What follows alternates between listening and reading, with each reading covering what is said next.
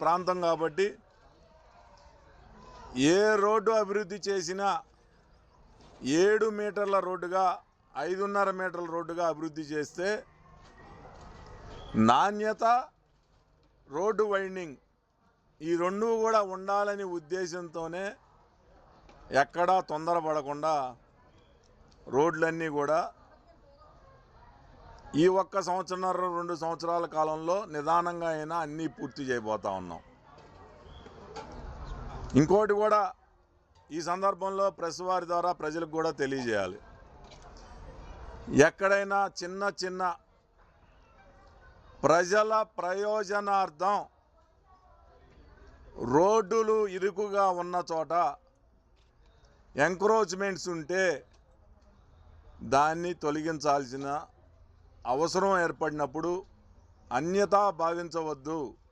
ఇది ఎవరి స్వార్థం కోసం కాదు, కేవలం ప్రజల యొక్క ప్రయోజనాల దృష్ట్యా, అక్కడున్న ట్రాఫిక్ దృష్ట్యా కొన్ని నిర్ణయాలు తీసుకోవాల్సి వస్తుంది. వాళ్ళకి ప్రత్యామ్నాయం ఏర్పాటు చేసిన తర్వాతే.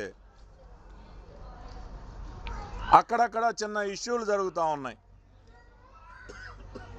మేము ఎవరికీ కూడా ఇంటి పట్టా ఇవ్వకుండా ఎక్కడా కూడా తొలగించట్లేదు.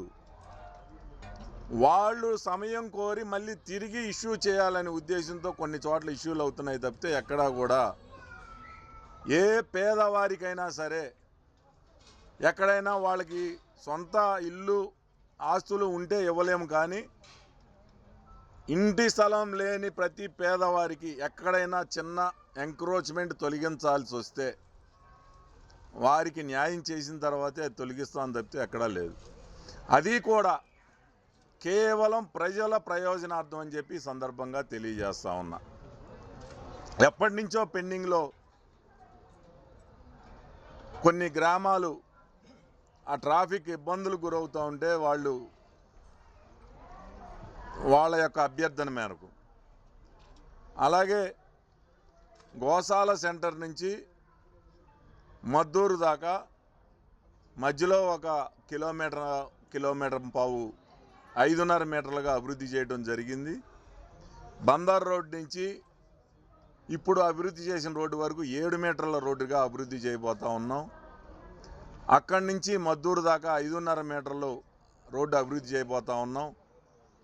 ఇంకా ఎక్కడైతే డ్యామేజ్డ్ రోడ్లు ఉన్నాయో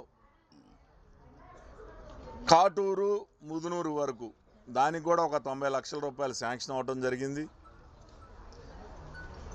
ఉప్పులూరు, వేల్పూరు మొన్న కొంత అభివృద్ధి చేసాం. ఇంకొక 30 లక్షలు 25 లక్షల రూపాయలు శాంక్షన్ అవ్వడం జరిగింది.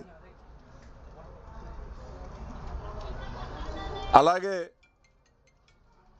ఇంకా పూర్తి డీటెయిల్స్ అయితే లేవు, కానీ దాదాపు 8 కోట్ల రూపాయలు ఉయ్యూరులో కొన్ని ఏరియాలు, మంటాడ రోడ్డుకు కానీ, వల్లూరు రోడ్డుకు కానీ, లేకపోతే పెదపారుపూడి, పునాదిపాడు రోడ్డుకు కానీ,